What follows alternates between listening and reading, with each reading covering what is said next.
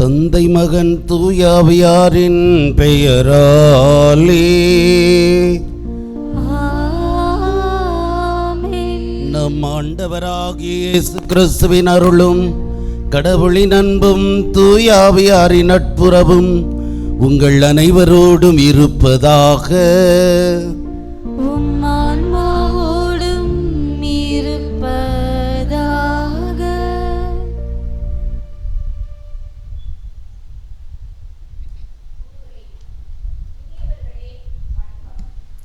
இன்று தவக்காலம் 4ஆம் ஞாயிறு. ஆண்டவர் பார்ப்பது போல பார்க்கவும் பாவத்தை விட்டு வெளியே வருவதால் பார்வை பெறவும் நம்மை அழைக்கிறது இன்றைய வழிபாடு. ஆண்டவரைப் போல பார்ப்பவர் அகத்தை பார்க்கின்றார். அவருடைய அகம் தூய்மையாய் இருப்பதால் அவர் அகத்தால் பார்க்கின்றார். அப்படி பார்ப்பவர் இயேசுவை யார் என்று அறிக்கையிடுகின்றார். நம்மை தன் பிடிக்குள் வைத்திருக்கும் இருளின் செயல்களை விடுத்து பார்வை பெற்றவர்களாக வாழ்வேன் என்ற உறுதியோடு இத்திருப்பலியில் பங்கேற்போம்.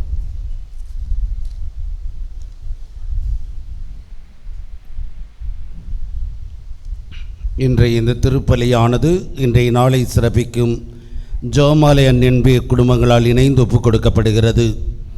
இறைவன் இப்பகுதியில் வாழும் எல்லா குடும்பங்களுக்கும் செய்து வரும் நன்மைகளுக்கு நன்றியாகவும் தொடர்ந்து இறைவனுடைய அருளையும் ஆசிரையும் வேண்டி அனைவருக்கும் நல்ல உடல்நலம் வேண்டி 10 மற்றும் 12ஆம் வகுப்பு தேர்வு எழுதும் மாணவர்கள் நல்ல முறையில் எழுத வேண்டி, பிள்ளைகள் ஞானத்தில் பக்தியில் அறிவில் ஒழுக்கத்தில் சிறந்து விளங்க வேண்டி, இளைஞர்களுக்கு வேலை வாய்ப்பு வேண்டி, திருமண காரியங்கள் நிறைவேற வேண்டி, போர் நடைபெறும் நாடுகளில் அமைதி நில வேண்டி ஜெபிக்கிறார்கள்.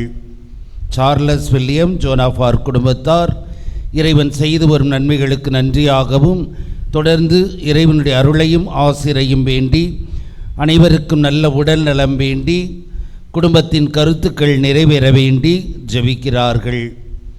மரித்த கிளாரா அவர்களின் 1ஆம் ஆண்டு நினைவு இவருடைய ஆன்மா இறைவன் இளைப்பாற ஜெபிக்கப்படுகிறது. மகன் பணியில்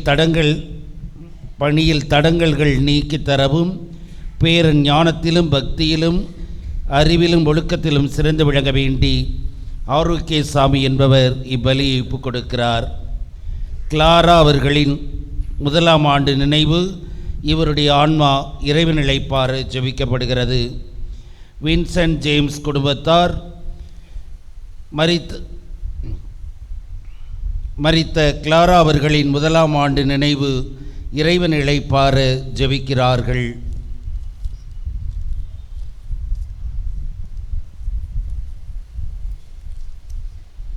சேவியர் சாந்தி டார்வின் பாஸ்டின் குடும்பத்தார் இறைவன் செய்த நன்மைகளுக்கு நன்றியாகவும் உடல் உள்ள நலம் வேண்டியும் ஜெபிக்கிறார்கள்.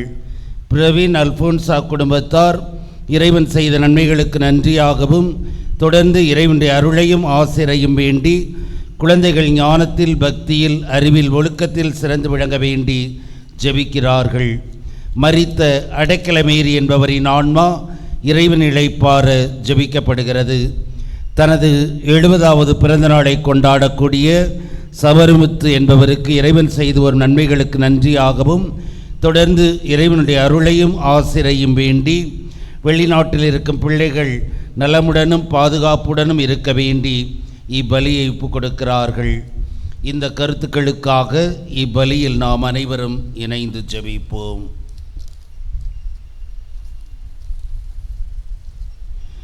அன்புமிக்க சகோதர சகோதரிகளே, நம் திருமுழுக்கு நினைவாக நம் மீது தெளிக்கப்படும் தமது படைப்பாகிய இத்தண்ணீரை புனிதப்படுத்தி அருளுமாறு நம் கடவுளாகிய ஆண்டவரை கெஞ்சி மன்றாடுவோமாக.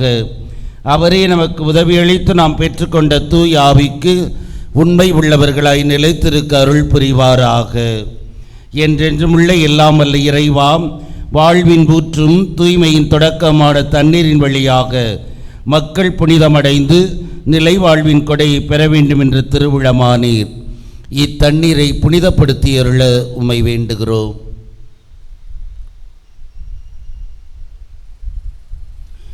ஆண்டவரே, மது நாளாகி இன்று மது அருட்காவலை பெற விரும்புகிறோம். வாழ்வழிக்கும் மது அருளின் ஊற்றினை எம்மில் புதுப்பித்தருளும். இத்தண்ணீரினால் எங்கள் உள்ளத்தையும் உடலையும் தீங்கனைத்திலிருந்தும் காத்தருள்வீராக. இவ்வாறு நாங்கள் தூய இதயத்துடன் அணுகி வரவும் உமது மீட்பை பெற்றுக்கொள்ளவும் தகுதி பெறுவோமாக. எங்கள் ஆண்டவராகிய கிறிஸ்து வழியாக மன்றாடுகிறோம். எல்லாம் வல்ல இறைவா, தண்ணீர் வளம் பெற அதில் உப்பிட வேண்டும் என்று இறைவாக்கினர் எலிசா வழியாக கற்பித்தீர். மது படைப்பு பொருளாக இந்த உப்பை பரிவிரக்கத்துடன் புனிதப்படுத்தியருள உமை தாழ்மையுடன் வேண்டுகிறோம். ஆண்டவரே, உப்பு கலந்த இத்தண்ணீர் தெளிக்கப்படும் இடமெல்லாம் தீயோனின் தாக்குதல் அனைத்தும் தோல்வியுறச் செய்வீராக. தூய ஆவியார் உடனிருந்து எங்களை இடையராது காத்தருள்வாராக. எங்கள் ஆண்டவராகிய கிறிஸ்து வழியாக மன்றாடுகிறோம்.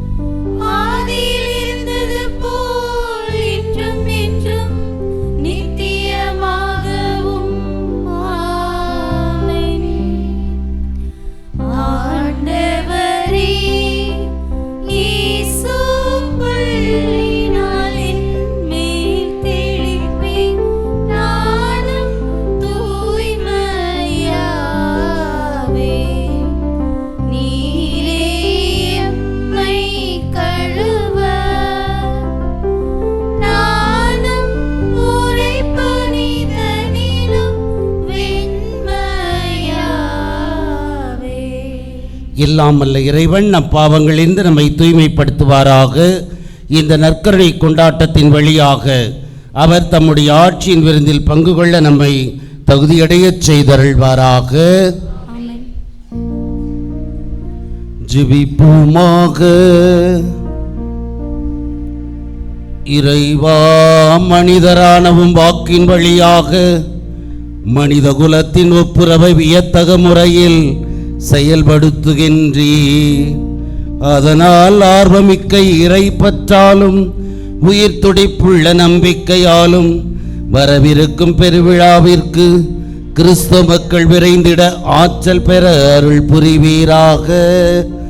உம்மோடு தூய ஆவியாரின் ஒன்றிப்பில் இறைவனா என்றென்றும் வாழ்ந்து ஆட்சி செய்கின்ற எங்கள் ஆண்டவரும் திருமகனமாகிய கிறிஸ்து வழியாக உம்மை மன்றாடுகின்றோ.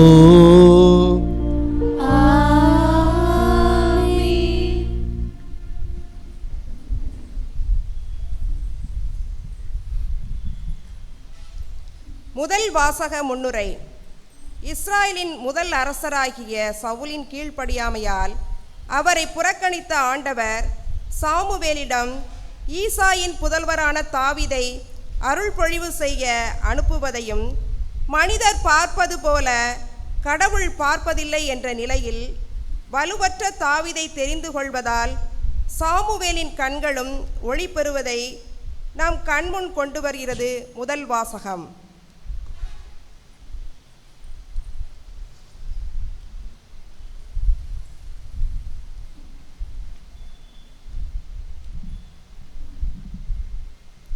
இஸ்ரேல் மீது அரசனாக தாவீது திருப்பொழிவு செய்யப்பட்டான். சாமுவேல் முதல் நூலிலிருந்து வாசகம்.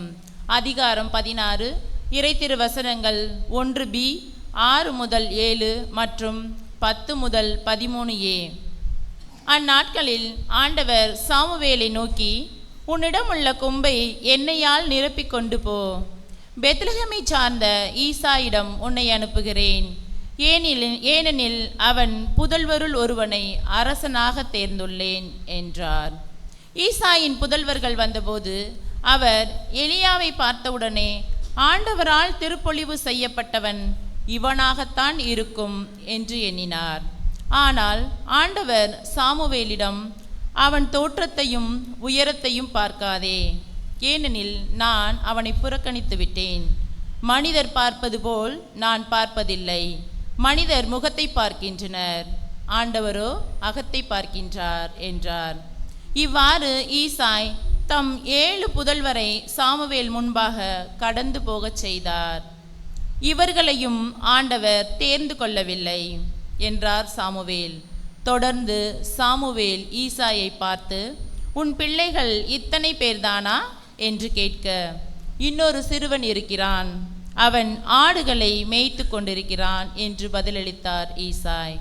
அதற்கு சாமுவேல் அவரிடம், ஆள் அனுப்பி அவனை அழைத்து வா, ஏனெனில் அவன் வரும் வரை நான் உணவருந்த மாட்டேன் என்றார். ஈசாய் ஆள் அனுப்பி அவனை அழைத்து வந்தார். அவன் சிவந்த மேனியும் ஒளிரும் கண்களும் கொண்டு அழகிய தோற்றமுடன் இருந்தான். ஆண்டவர் சாமுவேலிடம், தேர்ந்து கொள்ளப்பட்டவன் இவனே, எழுந்து இவனை திருப்பொழிவு செய் என்றார். உடனே சாமுவேல் எண்ணெய் நிறைந்த கொம்பை எடுத்து அவன் சகோதரர் முன்னிலையில் அவனை திருப்பொழிவு செய்தார். அன்று முதல் ஆண்டவரின் ஆவி தாவீதின் மேல் நிறைவாக இருந்தது. இது ஆண்டவர் வழங்கும் அருள்வாக்கு.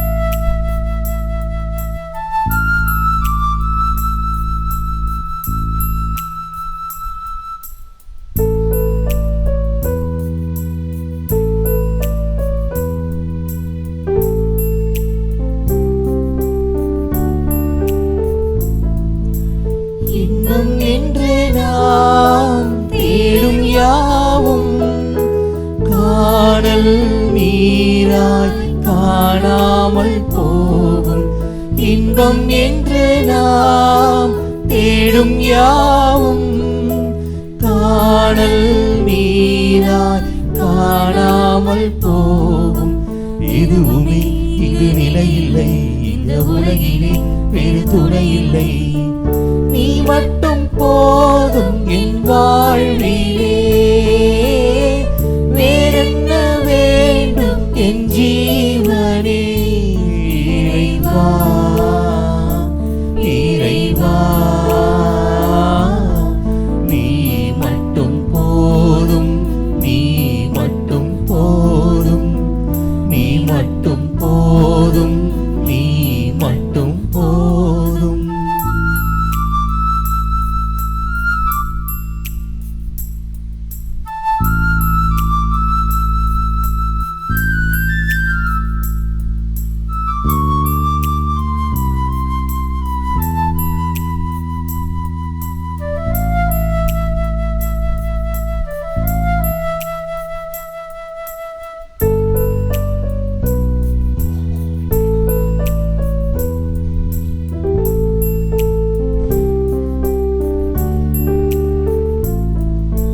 சொந்தம் சேரும் பந்தம் யாவும் வேதனை நேரம் தூரமாய் போகும். சொந்தம் சேரும் பந்தம் யாவும் வேதனை நேரம் தூரமாய் போகும். உறவுகள் அது நிலையில்லை, இந்த உலகிலே வேறு துணை இல்லை. நீ மட்டும் போதும் என் வாழ்விலே. வேறென்ன வேண்டும் என் ஜீவனே. இறைவா இறைவா நீ மட்டும் போதும், நீ மட்டும் போதும், நீ மட்டும் போதும், நீ மட்டும் போதும். நிலையில்லா இந்த உலகினிலே நிலைக்க வேண்டும் உன் அருகினிலே. நீ மட்டும் போதும் என் வாழ்விலே. வேறென்ன வேண்டும் என் ஜீவனே. இறைவா இறைவா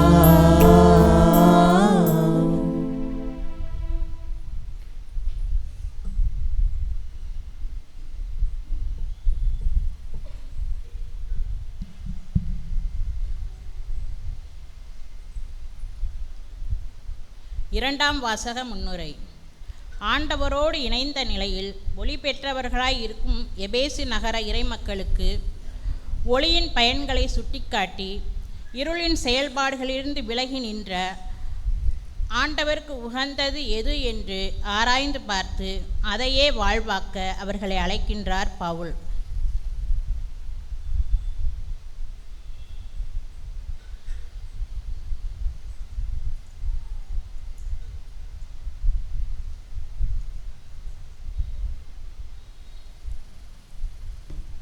இரண்டாம் வாசகம். இறந்தவனே உயிர் பெற்றெழு, கிறிஸ்து உன்மீது ஒளிர்ந்தெழுவார். திருத்தூதர் பவுல் எபேசியருக்கு எழுதிய திருமுகத்திலிருந்து வாசகம்.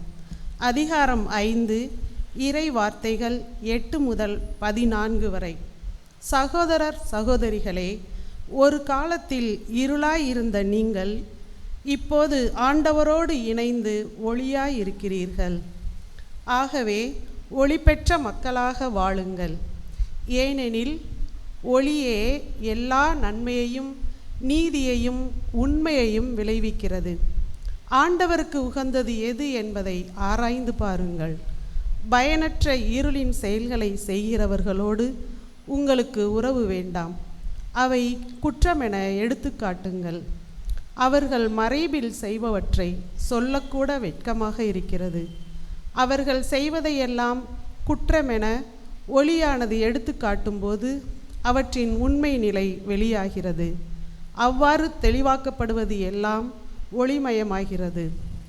ஆதலால் தூங்குகிறவனே விழித்தெழு, இறந்தவனே உயிர் பெற்றெழு, கிறிஸ்து உன்மீது ஒளிர்ந்தெழுவார் என்று கூறப்பட்டுள்ளது. இது ஆண்டவர் வழங்கும் அருள்வாக்கு.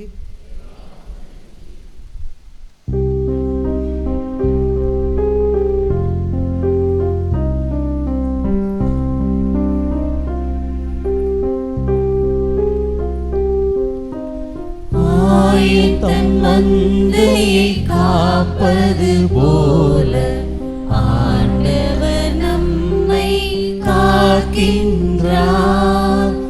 ஆயத்தன் மந்தையை காப்பது போல ஆண்டவர் நம்மை காக்கின்றார். உலகின் ஒளி நானே, என்னை பின்தொடர்பவர் வாழ்வுக்கு வழிகாட்டும் ஒளியை கொண்டிருப்பார் என்கிறார் ஆண்டவர். ஆயத்தம் மந்தையை காப்பது போல ஆண்டவர் நம்மை காக்கின்றார். ஆண்டவர் உங்களோடு இருப்பாராக. ஆன்மாவோடும் இருப்பாராக. யோவான் எழுதிய தூய நற்செய்தியிலிருந்து வாசகம். ஆண்டவரே, மாட்சி உமக்கே.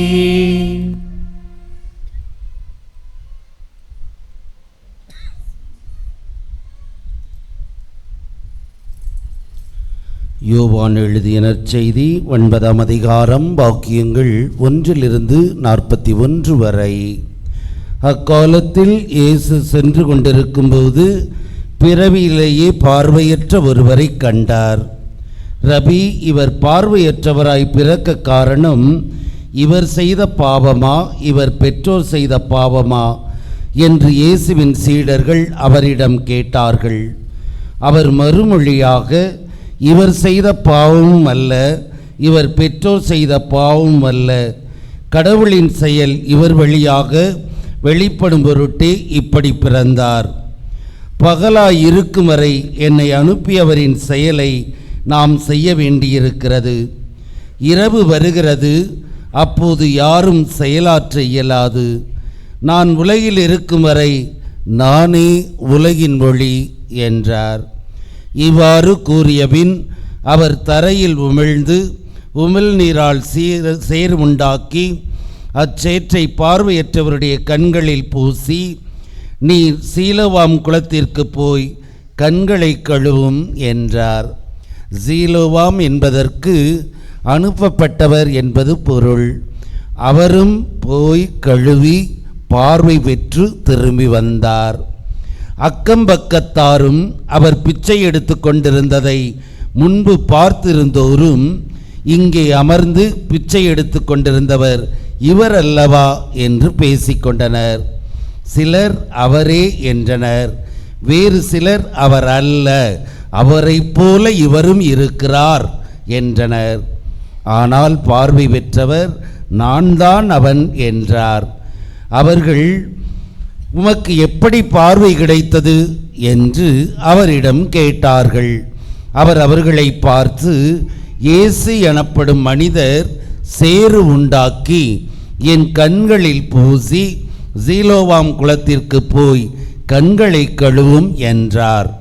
நானும் போய் கழுவினேன், பார்வை கிடைத்தது என்றார். அவர் எங்கே என்று அவர்கள் கேட்டார்கள். பார்வை பெற்றவர் எனக்கு தெரியாது என்றார். முன்பு பார்வையற்றவராய் இருந்த அவரை அவர்கள் பரிசேயரிடம் கூட்டி வந்தார்கள். இயேசு சேறு உண்டாக்கி அவருக்கு பார்வை அளித்த நாள் ஓர் ஓய்வு நாள்.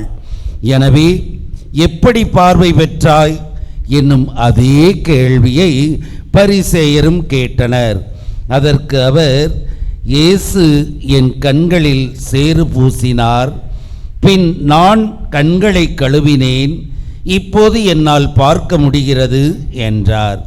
பரிசேயரில் சிலர், ஓய்வு நாள் சட்டத்தை கடைபிடிக்காத இந்த ஆள் கடவுளிடமிருந்து வந்திருக்க முடியாது என்று பேசிக்கொண்டனர்.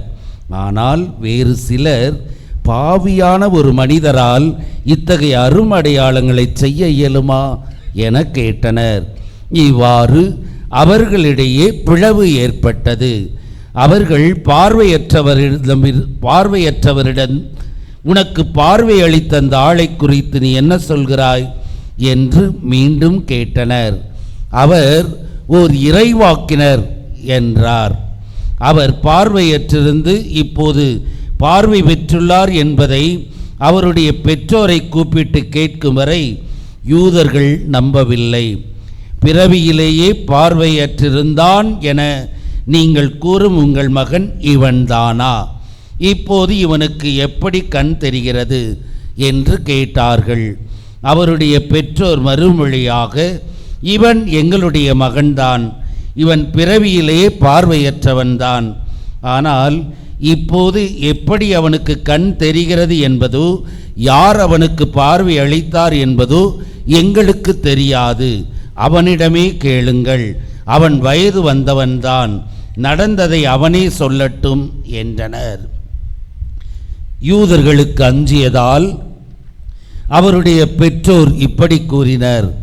ஏனெனில் இயேசுவை மெசியாவாக ஏற்றுக்கொள்ளும் எவரையும் தொழுகை கூடத்திலிருந்து விலக்கிவிட வேண்டும் என்று யூதர்கள் ஏற்கனவே தங்களிடையே உடன்பாடு செய்திருந்தார்கள். அதனால் அவருடைய பெற்றோர், அவன் வயது வந்தவன்தானே, அவனிடமே கேட்டுக்கொள்ளுங்கள் என்றனர். பார்வை அற்றிருந்தவரை யூதர்கள் இரண்டாம் முறையாக கூப்பிட்டு அவரிடம் உண்மையை சொல்லி கடவுளை மாட்சிப்படுத்து, இம்மனிதன் ஒரு பாவி என்பது எங்களுக்கு தெரியும் என்றனர். பார்வை பெற்றவர் மறுமொழியாக, அவர் பாவியா இல்லையா என்பது எனக்கு தெரியாது, ஒன்று மட்டும் எனக்கு தெரியும், நான் பார்வையற்றவனாயிருந்தேன், இப்போது பார்வை பெற்றுள்ளேன் என்றார். அவர்கள் அவரிடம், அவன் உனக்கு என்ன செய்தான், எப்படி பார்வை அளித்தான் என்று கேட்டார்கள். அவர் மறுமொழியாக, ஏற்கனவே நான் உங்களிடம் சொன்னேன், அப்போது நீங்கள் கேட்கவில்லை, இப்போது மீண்டும் ஏன் கேட்க விரும்புகிறீர்கள்? ஒருவேளை நீங்களும் அவருடைய சீடர்களாக விரும்புகிறீர்களோ என்று கேட்டார். அவர்கள் அவரை பழித்து, நீ அந்த ஆளுடைய சீடனாக இரு, நாங்கள் மோசேயின் சீடர்கள், மோசேயோடு கடவுள் பேசினார் என்பது எங்களுக்கு தெரியும், இவன் எங்கிருந்து வந்தான் என்பதே தெரியாது என்றார்கள். அதற்கு அவர், இது வியப்பா இல்லையா? எனக்கு பார்வை அளித்திருக்கிறார், அப்படி இருந்தும் அவர் எங்கிருந்து வந்தவர் என தெரியாது என்கிறீர்களே. பாவிகளுக்கு கடவுள் செவி சாய்ப்பதில்லை, இறைப்பற்று உடையவராய் கடவுளின் திருவுளப்படி நடப்பவருக்கு அவர் செவி சாய்க்கிறார் என்பது நமக்கு தெரியும். பிறவியிலேயே பார்வை அற்றிருந்த ஒருவர் பார்வை பெற்றதாக வரலாறே இல்லையோ? இவர் கடவுளிடமிருந்து வராதவர் என்றால் இவரால் எதுவும் செய்திருக்க இயலாது என்றார். அவர்கள் அவரை பார்த்து, பிறப்பிலிருந்தே பாவத்தில் மூழ்கி கிடக்கும் நீயா எங்களுக்கு கற்றுத்தருகிறாய் என்று சொல்லி அவரை வெளியே தள்ளினர். யூதர்கள் அவரை வெளியே தள்ளிவிட்டதை பற்றி இயேசு கேள்விப்பட்டார். பின் அவரை கண்டபோது, மானிட மகனிடம் நீர் நம்பிக்கை கொள்கிறீரா என்று கேட்டார். அவர் மறுமொழியாக, ஐயா, அவர் யார் சொல்லும், அப்போது நானும் அவரிடம் நம்பிக்கை கொள்வேன் என்றார். இயேசு அவரிடம், நீர் அவரை பார்த்திருக்கிறீர், உம்மோடு பேசிக்கொண்டிருப்பவரே அவர் என்றார். அவர், ஆண்டவரே, நம்பிக்கை கொள்கிறேன் என்று கூறி அவரை வணங்கினார். அப்போது இயேசு, தீர்ப்பளிக்கவே நான் இவ்வுலகிற்கு வந்தேன், பார்வையற்றோர் பார்வை பெறவும் பார்வையுடையோர் பார்வையற்றோர் ஆகவுமே வந்தேன் என்றார். அவரோடு இருந்த பரிசேயரை கேட்டபோது, நாங்களுமா பார்வையற்றோர் என்று கேட்டனர். இயேசு அவர்களிடம், நீங்கள் பார்வையற்றோராய் இருந்திருந்தால் உங்களிடம் பாவம் இராது, ஆனால் நீங்கள் எங்களுக்கு கண் தெரிகிறது என்கிறீர்கள், எனவே நீங்கள் பாவிகளாகவே இருக்கிறீர்கள் என்றார். ஆண்டவரின் அருள்வாக்கு. கிறிஸ்துவே உமக்கு புகழ். கிறிஸ்து இயேசுவில் பிரியமான சகோதர சகோதரிகளே, ஒரு குடும்பத்தார் கார் வாங்க விரும்பினார்கள். எனவே கார் வாங்குவதற்காக சென்ற நிலையிலே காரை வாங்குவதற்கு முன்னதாக அந்த உரிமையாளரிடம் ஒவ்வொருவரும் தங்கள் கருத்துக்களை கேட்கிறார்கள். அந்த குடும்பத் தலைவர் 1 லிட்டர் பெட்ரோலுக்கு எத்தனை கிலோமீட்டர் ஓடும் என்று கேட்கிறார். மகனும் ஒரு நாளைக்கு எவ்வளவு கிலோமீட்டர் வரை செல்ல முடியும் என்று கேட்கிறார். அவருடைய மகளும் கண்ணாடி எங்கு இருக்கிறது, அழகு சாதன பொருட்கள் வைப்பதற்கான இடங்கள் இருக்கின்றனவா என்று கேட்கிறார். அந்த வீட்டு தலைவியோ காய்கறிகள் வாங்கினால் வைப்பதற்கு தேவையான இடங்கள் இருக்கின்றனவா என்று கேட்கிறார். இவ்வாறு ஒவ்வொருவரும் தங்களுடைய கருத்துக்களை தெரிவிக்கும் நிலையிலே தங்களுடைய எண்ணங்களை அவர்கள் பிரதிபலிக்கக்கூடிய நிலையிலே யாருக்கு என்ன தேவை, எந்த மனநிலையில் பார்க்கிறோம் என்பதை இந்த நிகழ்வானது விளக்குவதாயிருக்கும் நிலையிலே இன்றைய நற்செய்தியிலே பார்வையற்றிருந்த ஒருவருக்கு, அதுவும் பிறவியிலேயே பார்வையற்றிருந்த ஒருவருக்கு பார்வை தரக்கூடிய நிலையில் இந்த கண் தெரியாத நிலையில் இருந்த அவருடைய நிலையையும், அதே சமயத்திலே அவர் குணப்படுத்தப்பட்டு பார்வை பெற்ற நிலையையும் ஒவ்வொரு மனநிலையிலும் எவ்வாறு பார்க்கிறார்கள் என்பதை இன்றைய நற்செய்தி தெளிவாக விளக்குகிறது. இன்றைய நற்செய்தியிலே நாம் 5 நபர்களை சந்திக்கிறோம். முதலாவது தொடக்கத்திலேயே சீடர்களை சந்திக்கிறோம். சீடர்கள் ஆண்டவரிடம், பார்வையற்றிருந்த ஒருவர் அவரை தேடி வருகிறார். விசுவாசத்தோடு தேடி வந்த அவரை ஆண்டவர் குணமாக்க வேண்டும் என்று எண்ணிக்கொண்டிருந்த நிலையில்தான் இவன் பார்வையற்றவராய் இருப்பதற்கு காரணம் இவன் செய்த பாவமா அல்லது இவன் பெற்றோர் செய்த பாவமா என்ற கேள்வியை கேட்கிறார்கள். இது அறிவு சார்ந்த கேள்வி. அவர் பார்வையற்று இருக்கிறார், பார்வை பெற்று இருப்பதற்கு நாம் என்ன செய்ய வேண்டும் என்ற மனநிலை சீடர்களிடம் இல்லை. அவர் மீது இரக்கமோ பரிதாபமோ எதுவும் இல்லை. ஆனால் அறிவு சார்ந்த முறையிலே அவரை பற்றி கேள்விகள் கேட்டுக்கொண்டிருப்பது, இப்படிப்பட்ட மனநிலையில் நாமும் தேவைப்படுவோரிடம் பல நிலைகளில் கேள்விகளை கேட்டுக்கொண்டிருக்கிறோம் என்பதை சீடர்கள் குறிப்பிடுகிறார்கள். நம்மோடு இருப்பவர்கள் என்ன தேவையில் இருக்கிறார்கள் என்பது நமக்கு தெரியும். ஆனால் நாம் பல்வேறு விதமான அறிவு சார்ந்த கேள்விகளை அவர் தேவைக்கு என்ன செய்ய வேண்டும் என்பதை யோசிப்பதை விட, இவருக்கு இந்த சோதனை எதனால் வந்திருக்கும், இந்த வேதனை எதனால் வந்திருக்கும், இவன் இப்படிப்பட்டவன், அவன் இப்படியெல்லாம் நடந்து கொண்டான், ஆண்டவர் கொடுத்த ஒரு தண்டனையாக கூட இருக்கலாம் என்று, இதற்கு பின்னால் என்னவாக இருக்கலாம் என்ற மனநிலையோடு கேள்விகளை கேட்டு அடுக்கிக் கொண்டே செல்கிறோமே தவிர, சோதனையில் உள்ள அவருக்கு, வேதனையில் உள்ள அவருக்கு என்ன செய்ய வேண்டும் என்ற மனநிலையை விட்டு அறிவு சார்ந்த நிலையில் இருப்பதை சீடர்கள் குறிப்பிட்டு, நம்முடைய வாழ்வில் நாம் எந்த நிலையில் இருந்து கொண்டிருக்கிறோம், தேவையில் இருப்பவரை பார்த்து அவர் மீது இரக்கம் கொண்டு பரிவு கொண்டு தேவையை நிவர்த்தி செய்யக்கூடிய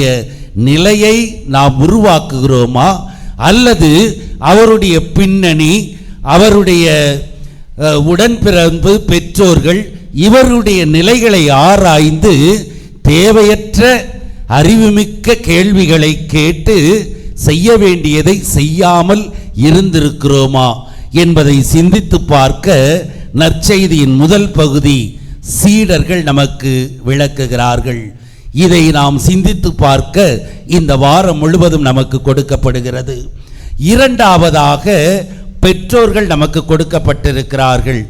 பெற்றோர்கள், அந்த பார்வை இல்லாத அவன் பார்வை பெற்றிருக்கிறான்.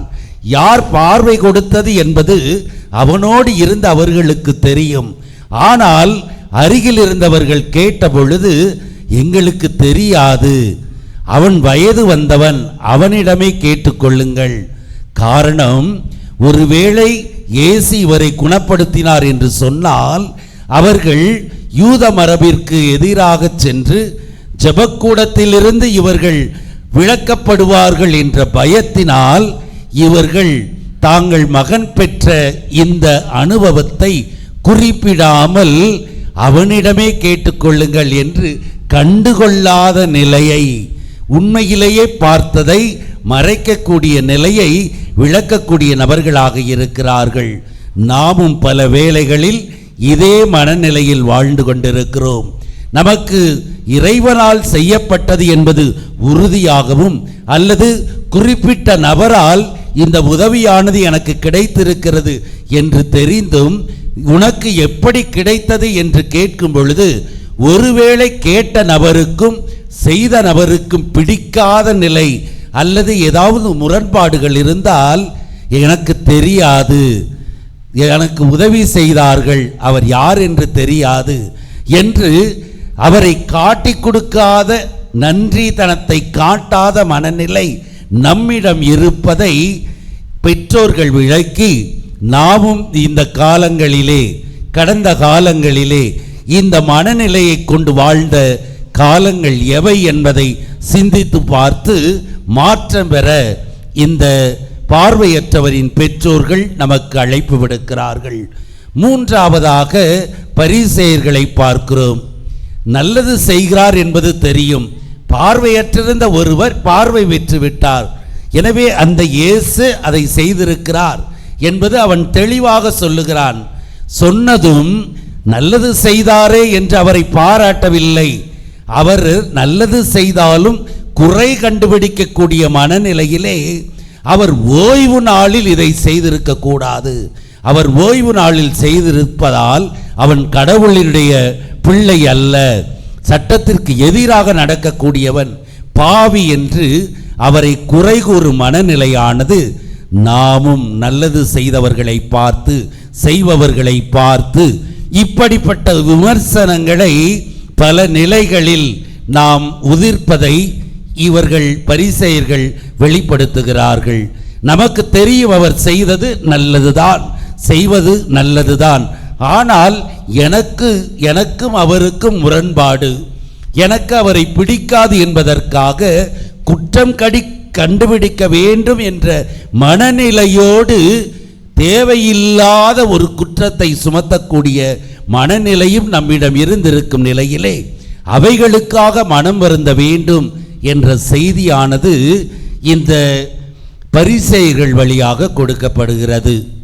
நான்காவதாக இயேசு நமக்கு காட்டப்படுகிறார்.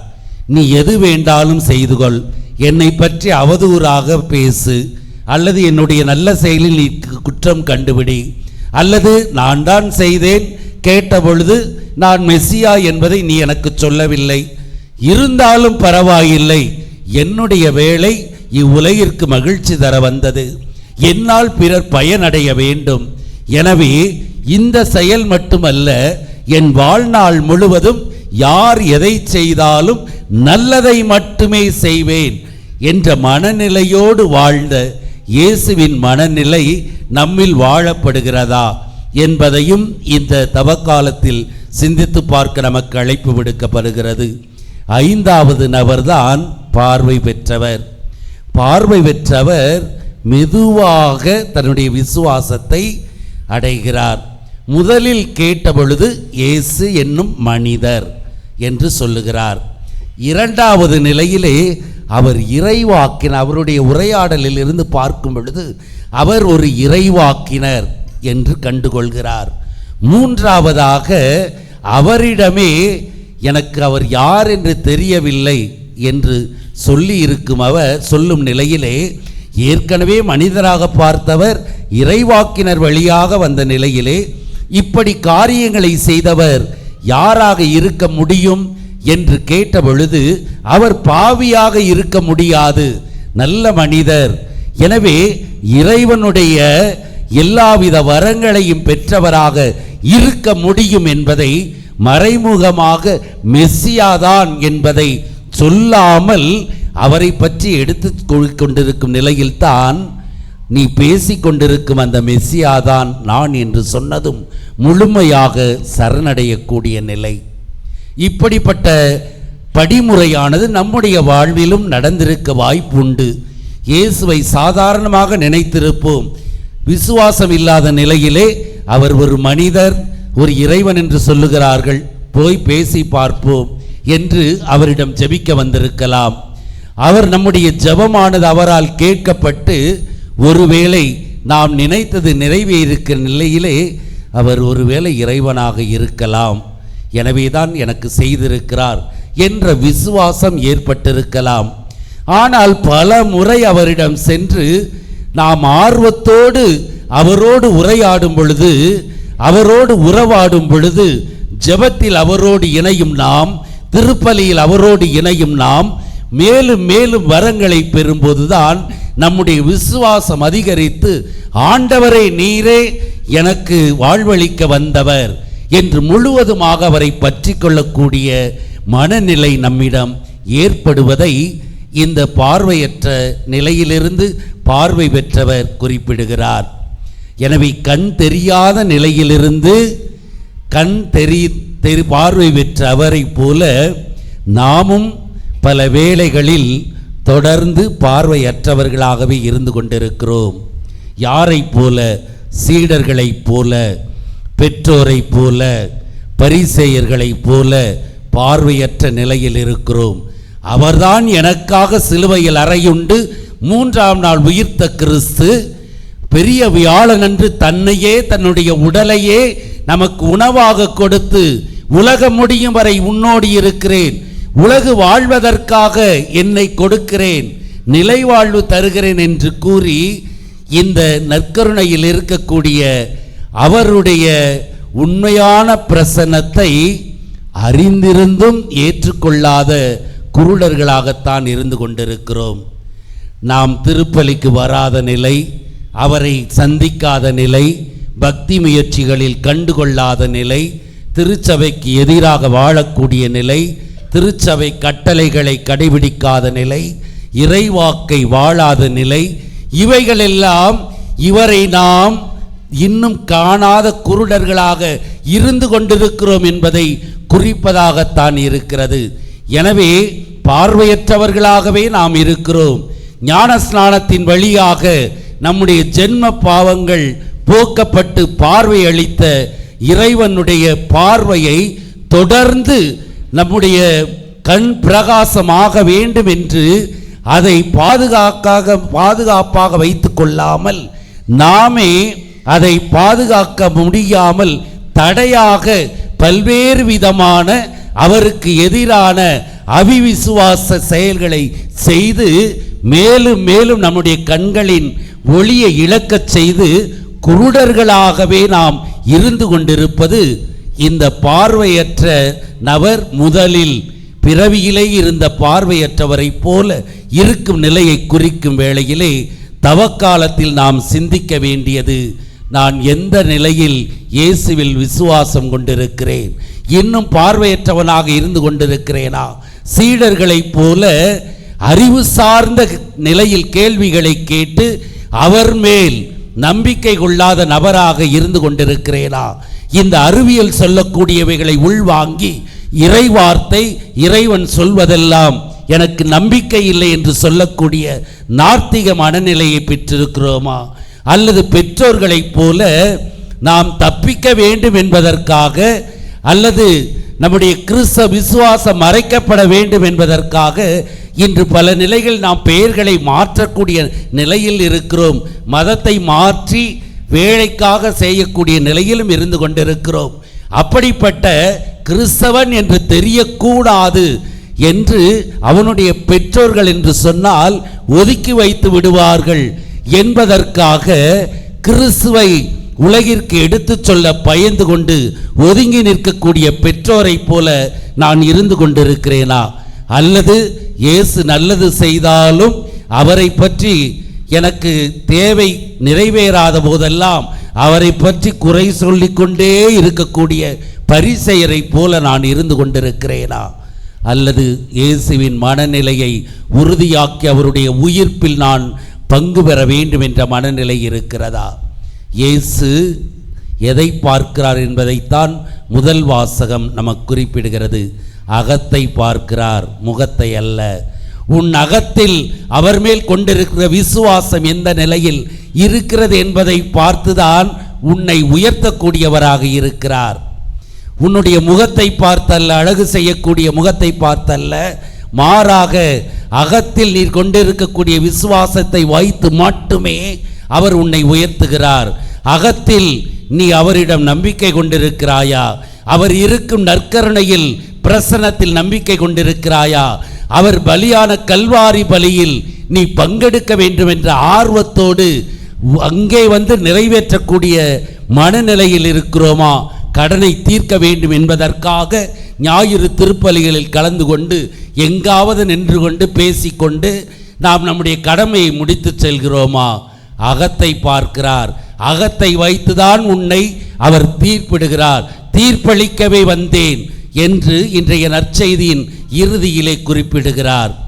எனவே அகத்தை பார்க்கக்கூடிய அவரை நாம் உற்று நோக்கிய வண்ணம் அகத்தை தூய்மையாக்கக்கூடிய நிலை நான் அவரில் கொண்டிருக்கும் விசுவாசம் மட்டுமே என்பதை சிந்தித்தவர்களாய் நாம் சீடர்களைப் போல வாழ்ந்த நிலைக்காக, பெற்றோர்களைப் போல வாழ்ந்த நிலைக்காக, அல்லது பரிசேயர்களைப் போல வாழ்ந்த நிலைக்காக இந்த வாரம் முழுவதும் மனம் வருந்தி இயேசுவைப் போல நான் இருக்க வேண்டும், எந்த சூழ்நிலையிலும் இறக்கும் வரை பிறருக்கு நன்மை செய்யக்கூடிய மனநிலையை பெற வேண்டும் என்ற மன உறுதியை பெற அவருடைய உயிர்ப்பில் பங்கு பெற்று அவருடைய ஆசீர்வாதத்தை பெறுவதற்கு இந்த வாரம் முழுவதும் நம்மை பரிசோதித்து பார்ப்போம்.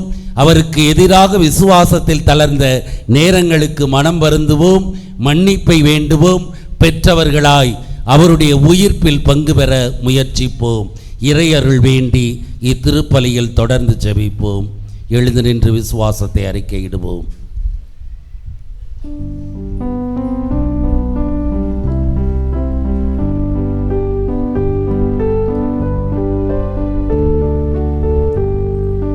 விண்ணையும் மண்ணையும் படைத்தவராம் கடவுள் ஒருவர் இருக்கின்றார். தந்தை மகன் தூய ஆவியராய் ஒன்றாய் வாழ்வோரை நம்புகிறேன். தூய ஆவியின் வல்லமையால் இறைமகன் நமக்காய் மனிதரானார். கன்னி மரியிடம் பிறந்தவராம் இயேசுவை உறுதியாய் நம்புகிறேன்.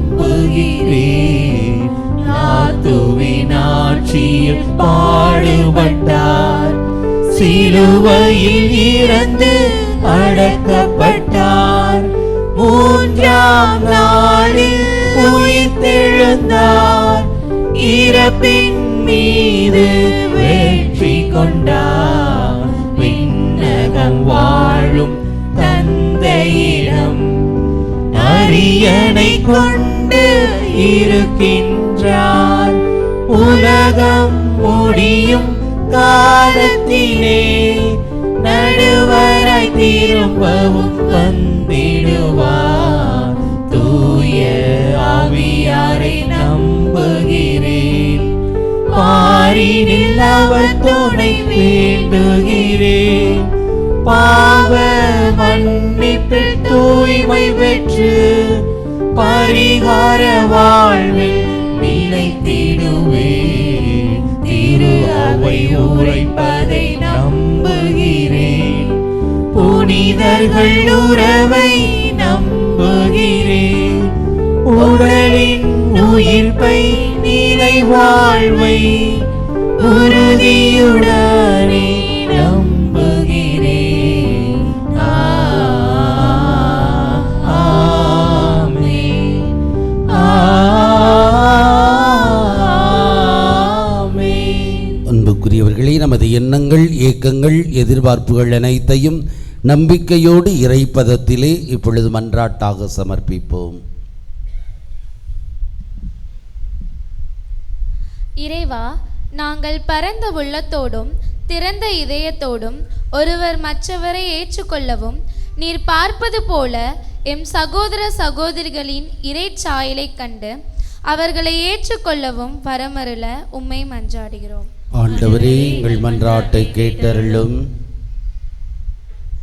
இறைவா, உம்மோடு இணைந்த நிலையில் ஒளி பெற்றிருக்கும் நாங்கள் பொய், அவநம்பிக்கை, கடின உள்ளம், பொறாமை, ஏற்றுக்கொள்ளாமை போன்ற இருளின் செயல்களை தவிர்த்து வாழ வரமருள உம்மை மன்றாடுகிறோம். ஆண்டவரே, எங்கள் மன்றாட்டை கேட்டருளும். இறைவா, கண் பார்வை இல்லாமல் வாழும், முதுமை நோய் மற்றும் விபத்தினால் கண்களை இழக்க நேரிடும் எம் சகோதர சகோதரிகளோடு உடன் இருக்கும் வழிகாட்டும் தாராள உள்ளத்தை நாங்கள் பெற்றுக்கொள்ள வரமருள உம்மை மன்றாடுகிறோம். ஆண்டவரே, எங்கள் மன்றாட்டை கேட்டருளும்.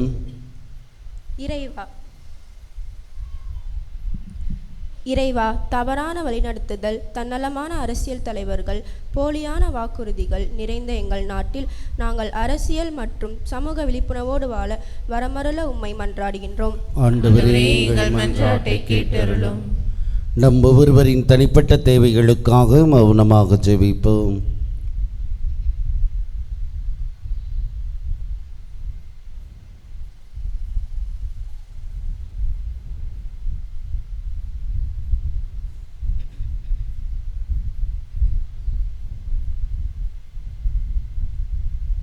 ஜெபிப்புமாக. எங்களை படைத்து காத்து வரும் இறைவாம், நீர் எமக்கு செய்து வரும் நன்மைகளுக்கு நன்றி கூறுகிறோம். தொடர்ந்து உமது அருளையும் ஆசியையும் இங்கிருக்கும் ஒவ்வொருவருக்கும் நீர் பொழிந்தருளும். தனிப்பட்ட முறையிலும் ஒரே குடும்பமாகவும் இணைந்து நம்பிக்கையோடு உம்மிடம் சமர்ப்பித்திருக்கும் ஒவ்வொரு மன்றாட்டுக்களையும் நீர் ஏற்றுக்கொண்டு நாங்கள் விரும்பி கேட்டவைகள் அனைத்தையும் நீர் கனிவுடன் தர வேண்டும் என்று உமகன் கிறிஸ்து வழியாக கெஞ்சி மன்றாடுகிறோம்.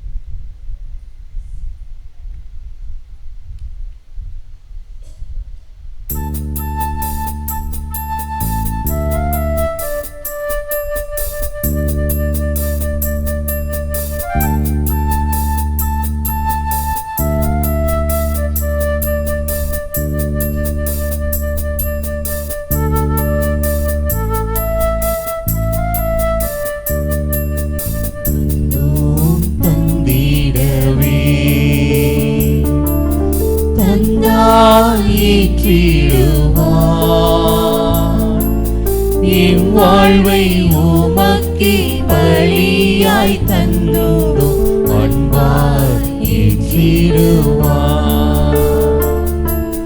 வந்தோம் தந்திடவே தந்தாய் ஏற்றிடுவார். இவ்வாழ்வை உமக்கே பலியாய் தந்தோம் அன்பாய் இறைவா, உம்மில் இணையா வாழ்வு இருந்தும் பயனென்ன?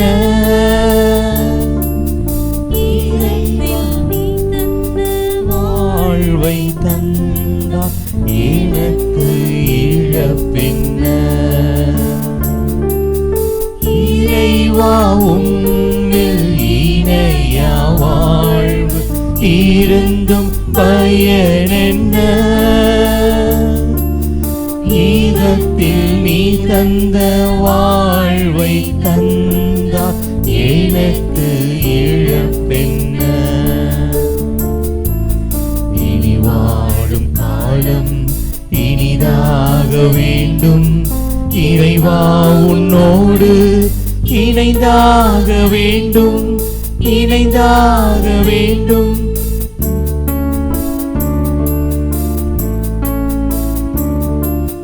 வந்தோம் தந்திடவே தந்தாய் ஏற்றிடுவார். என் வாழ்வை உமக்கே பலியாய் தந்தோம் அன்பாய் ஏற்றிடுவார். சகோதர சகோதரிகளே, என்னுடையதும் உங்களுடையதுமான இப்பலி எல்லாம் அல்ல தந்தையாகிய இறைவனுக்கு ஏற்றதாகும்படி ஜெபியுங்கள். நமது நன்மைக்காகவும் புனித திரவையின் அனைத்து நலன்களுக்காகவும் நமது கையிலிருந்து ஏற்றுக்கொள்வாராக. ஆண்டவரே, பணிவுடன் உம்மை வேண்டி நிலையான உதவி அளிக்கும் காணிக்கைகளை பேரின்பத்துடன் மக்கு ஒப்பு கொடுக்கின்றோம். அதனால் நாங்கள் இவற்றை உண்மையிலேயே போற்றவும் உலகின் மீட்புக்காக உமக்கு உகந்தவாறு ஒப்பு கொடுக்கவும் செய்வீராக.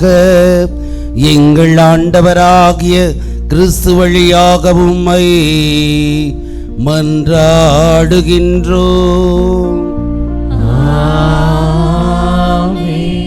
ஆண்டவர் உங்களோடு இருப்பாராக. உம் ஆன்மாவோடும் இருப்பாராக. இது எங்களை மேலே எழுப்புங்கள். ஆண்டவரிடம் எழுப்பியுள்ளோம். நம் இறைவனாகிய ஆண்டவருக்கு நன்றி கூறுவோம். அது தகுதியும் நீதியும் ஆனதே. ஆண்டவரே,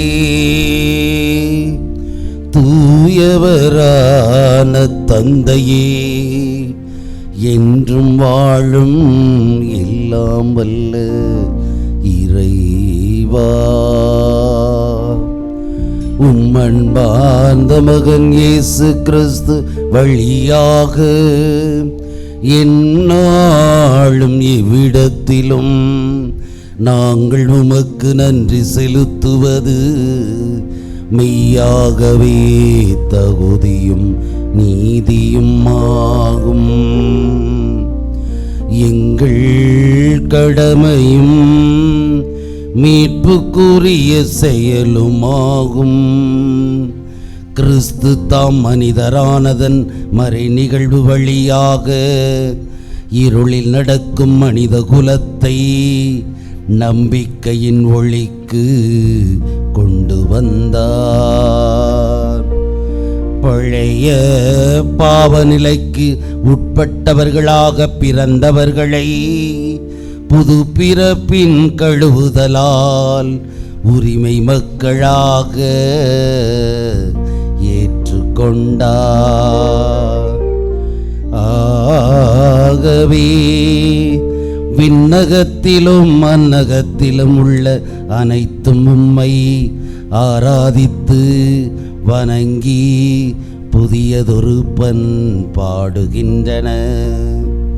வானதூதரின் அணிகள் அனைத்தோடு நாங்களும் சேர்ந்து முடிவின்றி பறைசாற்றி அக்களித்து பாடுவதாவது: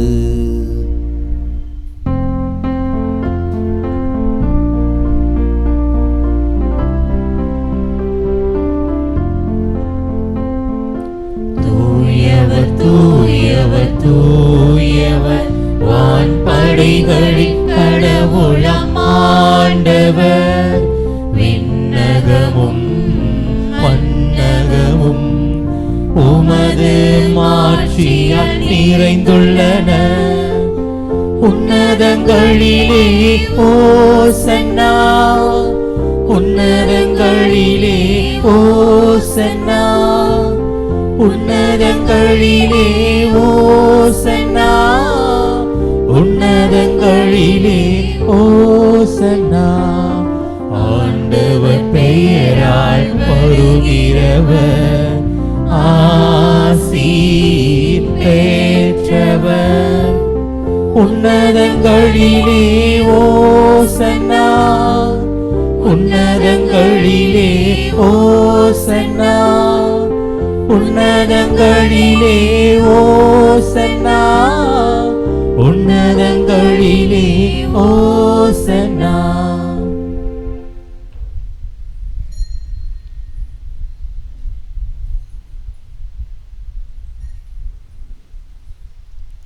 ஆண்டவரே, நீர் மெய்யாகவே தூயவர், தூய்மை அனைத்திற்கும் ஊற்று. ஆகவே உம்முடைய தூய ஆவியை பொழிந்து இக்காணிக்கைகளை தூய்மைப்படுத்த உம்மை வேண்டுகிறோம். இவ்வாறு எங்கள் ஆண்டவர் இயேசு கிறிஸ்துவின் உடலும் இரத்தமுமாக எங்களுக்கு இவை மாறுவனவாக. அவர் பாடுபட உளம் கனிந்து தம்மை கையளித்த போது அப்பத்தை எடுத்து நன்றி செலுத்தி அதை பிட்டு தம் சீடருக்கு அளித்து அவர் கூறியதாவது: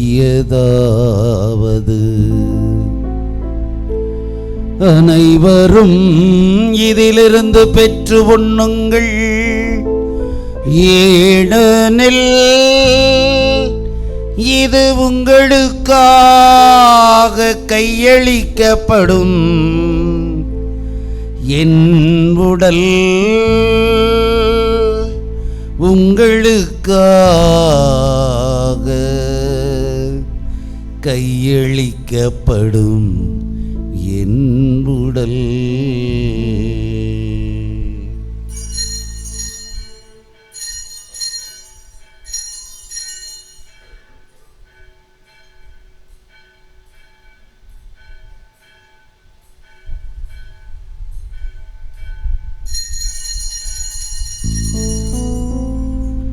அவ்வண்ணமே இரவு விருந்தை அருந்திய பின்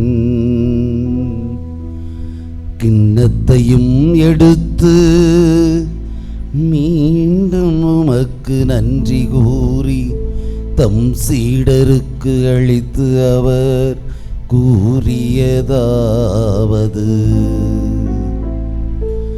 அனைவரும் இதிலிருந்து பெற்று பருகுங்கள், ஏனெனில் இது புதிய நிலையான உடன்படிக்கை கூறிய என் இரத்தத்தின் கிண்ணம். இது பாவ மன்னிப்புக்கென்று உங்களுக்காகவும் பலருக்காகவும் சிந்தப்படும். இதை என் நினைவாக செய்யுங்கள். இதை என் நினைவாக செய்யுங்கள்.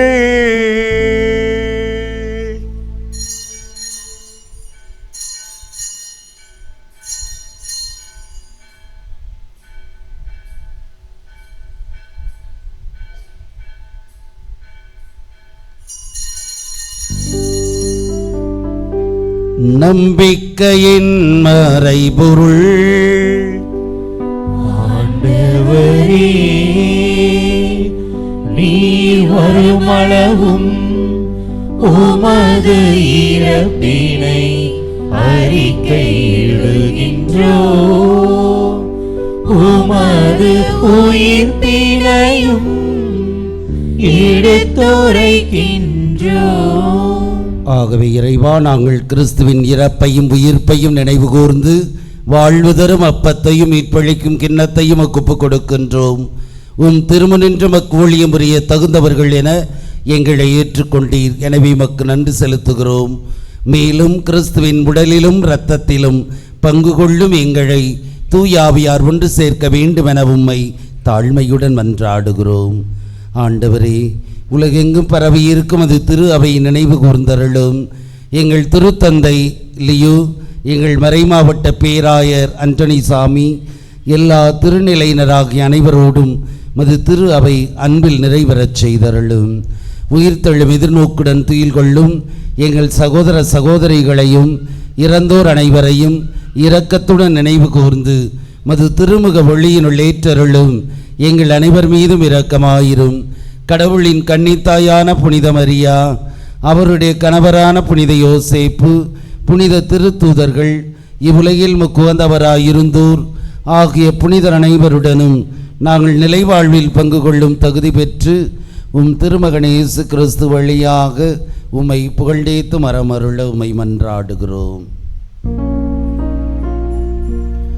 இவர் வழியாக இவரோடு இவரில் எல்லாம் வல்ல இறைவனாகிய தந்தையே, தூய ஆவியாரின் ஒன்றிப்பில் எல்லா புகழும் ஆட்சியும் என்றென்றும் உமக்கு உரியதே.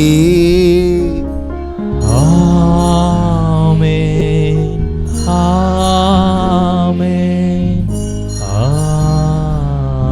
ஆமென். மீட்பரின் கட்டளையால் கற்பிக்கப்பட்டு இறைவடிப்பினையால் பயிற்சி பெற்ற நாம் துணிந்து பாடுவோம். விண்ணுலகில் இருக்கிற எங்கள் தந்தையே, உமது பெயர் தூயதென போற்ற பெருக, உமது ஆட்சி வருக, உமது திருவுளம் விண்ணுலகில் நிறைவேறுவது போல மண்ணுலகிலும் நிறைவேறுக. எங்கள் அன்றாட உணவை இன்று எங்களுக்கு தாரும். எங்களுக்கு எதிராக குற்றம் செய்வோரை நாங்கள் மன்னிப்பது போல எங்கள் குற்றங்களை மன்னியும். எங்களை சோதனையில் விழவிடாதேயும், தீமையிலிருந்து எங்களை விடுவித்தருளும். ஆண்டவரே, தீமை அனைத்திலும் இருந்து எங்களை விடுவித்து எங்கள் வாழ்நாளில் அமைதியை கனிவுடன் அருள உம்மை மன்றாடுகின்றோம்.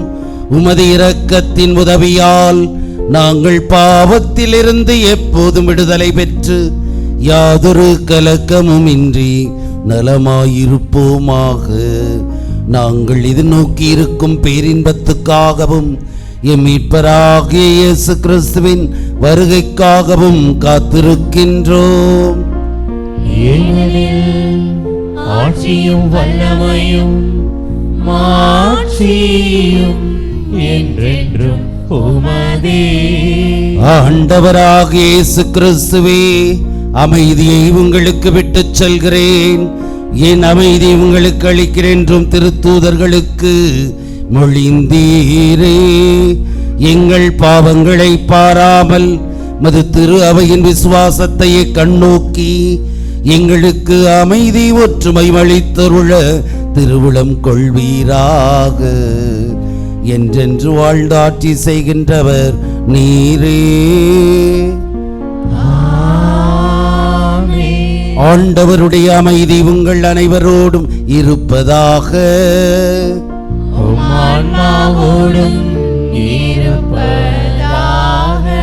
ஒருவருக்கொருவர் கிறிஸ்துவின் அமைதியை பகிர்ந்து கொள்வோம்.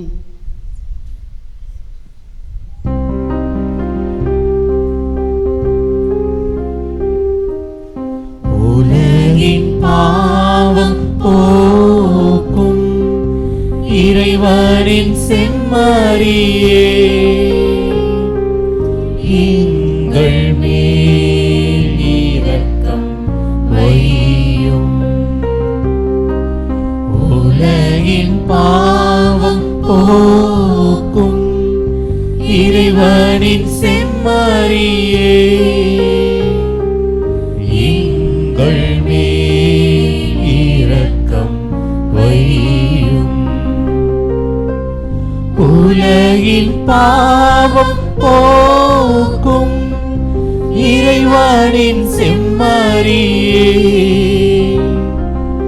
எங்களுக்கு அமைதி அருளும். ஆண்டவராக இயேசு கிறிஸ்துவை நான் கொள்ளும் திருவுடலும் இரத்தமும் என்னை நீதி தீர்ப்புக்கும் தண்டனைக்கு உள்ளாக்காமல் அது பரிவிரக்கத்தால் என் உள்ளத்திற்கும் உடலுக்கும் பாதுகாப்பளித்திடும் அருமருந்தாக அருள் புரியும்.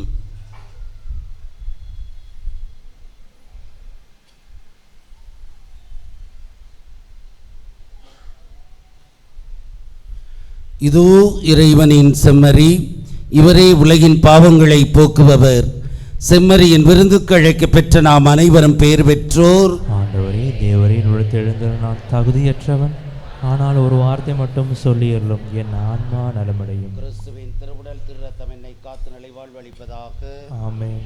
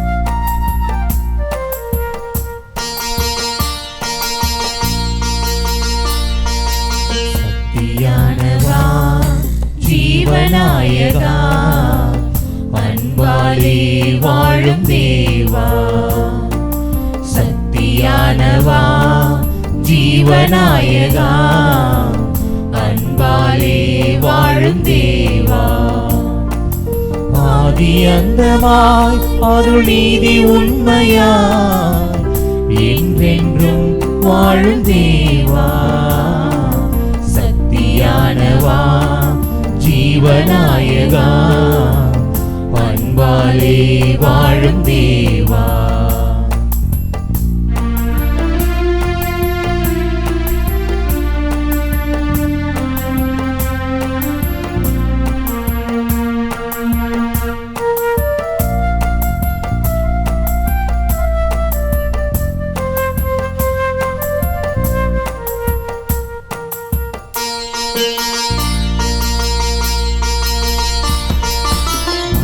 யாவரும் அன்பில் அக்களிக்கவா, அக்களிக்கவா, அன்பில் அக்களிக்கவா, அச்சம் நீங்கியே வாழ்வில் ஒத்துழைக்கவா, ஒத்துழைக்கவா, வாழ்வில் ஒத்துழைக்கவா, திக்கணைத்துமே உண்மை எதிரொலிக்கவா, எதிரொலிக்கவா, உண்மை எதிரொலிக்கவா, தாழ்த்தி கொண்டவர் உள்ள ஊக்கமூட்டவா, ஊக்கமூட்டவா, உள்ள ஊக்கமூட்டவா, நீதி நேர்மையில் எம்மை நாளுமாளவே, அன்பாலே வாழும் தேவா, சத்தியானவா, ஜீவநாயகா, அன்பாலே வாழும் தேவா.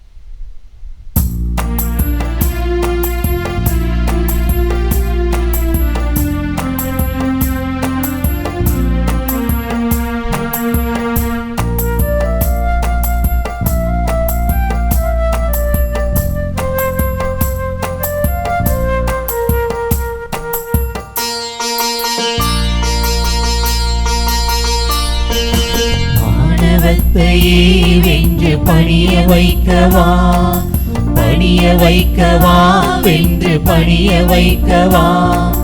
சமத்துவத்திலே மனித மாண்புயர்த்தவா, மாண்புயர்த்தவா, மனித மாண்புயர்த்தவா. வறுமை நீங்கியே வளமை மகிழ்வழிக்கவா, மகிழ்வழிக்கவா, வளமை மகிழ்வழிக்கவா. யுத்தம் நீங்கியே அமைதி உதிக்க செய்யவா, உதிக்க செய்யவா, அமைதி உதிக்க செய்யவா. அன்பு வழியிலே எம்மை நாளும் வாழவே, அன்பாலே வாழும் தேவா. சக்தியானவா, ஜீவநாயகா, அன்பாலே வாழும் தேவா. சக்தியானவா, ஜீவநாயகா, அன்பாலே வாழும் தேவா. ஆதியந்தமாய் அருள் நீதி உண்மையாய் என்றென்றும் வாழும் தேவா. சக்தியானவா, ஜீவநாயகா, அன்பாலே வாழும் தேவா.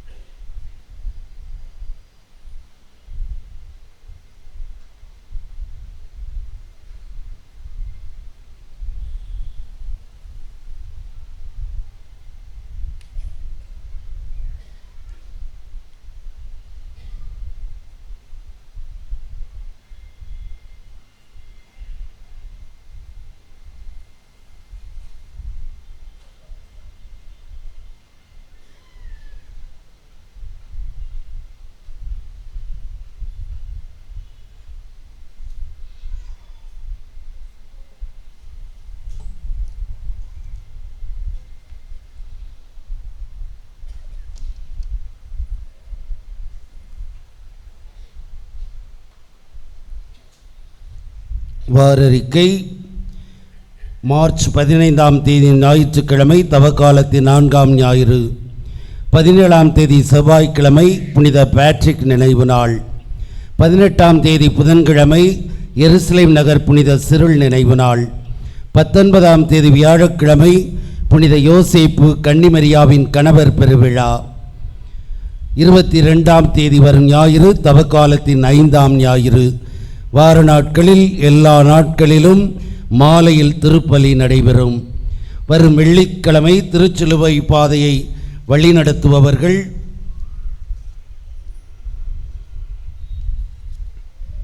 புனித ஜெபமாலை அன்னை அன்பியம், புனித ஆரோக்கிய அன்னை அன்பியம், புனித யூதா ததை அன்பியம் மற்றும் மறைக்கல்வி ஆசிரியர்கள், மாணவர்கள். வரக்கூடிய ஞாயிறு திருப்பலியை சிறப்பு செய்வோர் புனித யோசேப்பு அன்பியத்தார். கடந்த வார ஞாயிறு காணிக்கை 5200. அன்புக்குரியவர்களே, இன்று மாலை வட்டார திருயாத்திரையானது விளாங்குடி கிறிஸ்தரசர் ஆலயத்தில் நடைபெறும் நிலையிலே சரியாக 4 மணிக்கு வழிபாடுகள் ஆரம்பமாகிறது. முதலில் பாவ மன்னிப்பு வழிபாடும், அதனைத் தொடர்ந்து திருச்சிலுவை பாதையும், அதனைத் தொடர்ந்து திருப்பலியும் நடைபெறும். எனவே அனைவரும் கலந்து கொள்ள அன்போடு அழைக்கப்படுகிறீர்கள். நம்முடைய ஆலயத்திலிருந்து சரியாக 3 மணிக்கு வாகனமானது கிளம்பும். சொந்த வாகனங்களில் வர விரும்புபவர்கள் அவர்களது வாகனங்களில் வரலாம். வர முடியாதவர்கள் நம்முடைய பள்ளி வாகனத்தை பயன்படுத்த அன்போடு கேட்டுக்கொள்கிறேன். வரும் 22ஆம் தேதி அன்று இரத்த தான முகாமானது புனித வாரத்தை முன்னிட்டு நடத்தப்படுகிறது. எனவே கலந்து கொள்ள அன்போடு அழைக்கப்படுகிறீர்கள். குருத்து ஞாயிறு அன்று மாலை 4 மணியிலிருந்து 6 மணி வரை, ஏறக்குறை 7 மணி வரை பாவ மன்னிப்பு வழிபாடும் ஒப்புரவு அருட்சாதனமும் வழங்கப்படும்.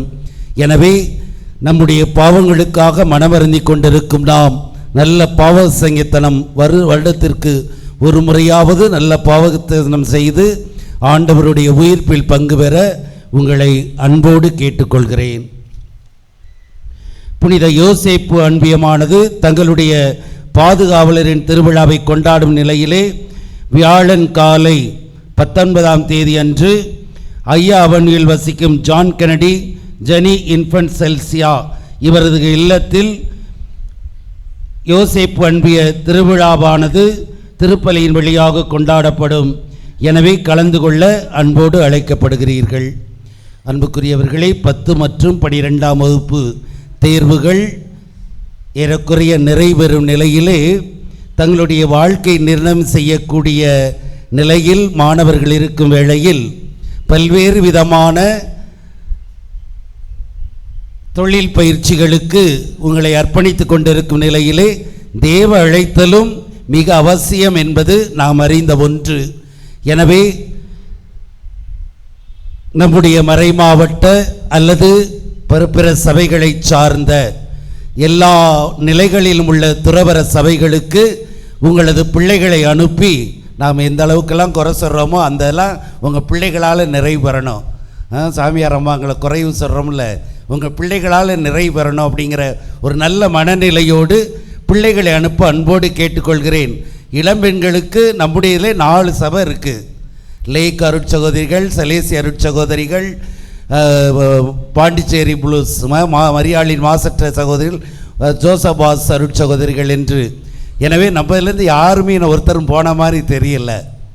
அதனால் ஒரு வாரம் வந்து அவங்க சபையை பற்றி சிஸ்டர்ஸ் சொல்லுவாங்க, அவங்களுடைய பணிகள் என்ன என்பதை அதை பார்த்து உங்களுக்கு எந்த சபையில் எந்த பணி பிடிக்குதோ அதை நீங்கள் கட்டாயம் யாராவது ஒரு ஆள் 2 ஆளாக நம்ம பங்கில் போகணும். அதே மாதிரி மறைமாவட்ட குருக்களுக்கும் ஒரு ஆளாவது வந்து பணி செய்யக்கூடிய ஆர்வத்தை பெற உங்களை அன்போடு கேட்டுக்கொள்கிறேன்.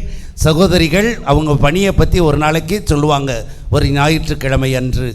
எனவே பிள்ளைகளை தயார்படுத்த அன்போடு கேட்டுக்கொள்கிறேன். பிள்ளைகளை தயார்படுத்துங்க, ஜெபம் பண்ணுங்க. உங்கள் பிள்ளைங்க நல்ல ஆண்டவருடைய பணியை செய்ய தேவையான ஆற்றலை கொடுக்கணும், அல்லது அதை தேர்ந்தெடுக்கக்கூடிய மனநிலையை கொடுக்கணும்னு பங்கு முழுவதுமே தேவழைத்தலுக்காக ஜெபிக்க உங்களை அன்போடு கேட்டுக்கொள்கிறேன்.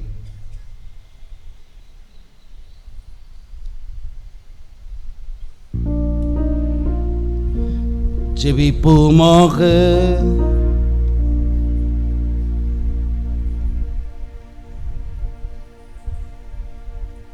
இறைவா, இவ்வுலகுக்கு வரும் ஒவ்வொரு மனிதரையும் ஒளிர்விக்கின்ற நீர் எங்கள் இதயங்களை மது அருளின் சுடரால் ஒளிர்வித்தருள உம்மை வேண்டுகின்றோம்.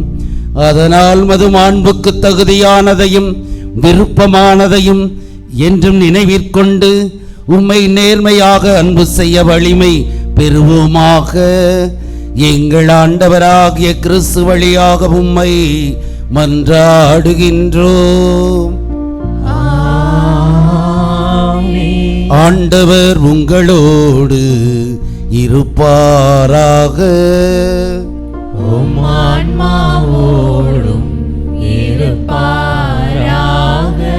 எல்லாம் வல்ல இறைவன் தந்தை, மகன், தூயாவியார் உங்களை ஆசீர்வதிப்பாராக.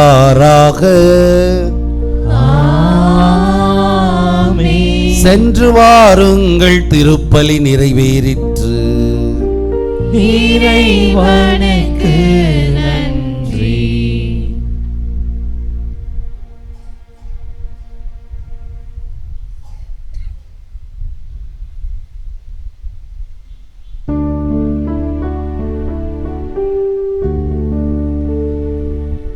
நிலையான புகழுக்குரிய தூய நற்கருணைக்கு எல்லா காலமும் தொழுகையும் புகழும் போற்றியும் மாற்றி மாட்சிமையும் உண்டாக கடவது. தந்தை மகன் தூய ஆவியின் பெயராலே ஆமென். கிறிஸ்து ராஜா வாழ்க. உம்முடைய ராஜ்யம் வருக. தூய கன்னிமரியாலே எங்களுக்காக வேண்டிக் கொள்ளும். புனித சுசேப்பரே எங்களுக்காக வேண்டிக் கொள்ளும். புனித அந்தோணியாரே எங்களுக்காக வேண்டிக் கொள்ளும்.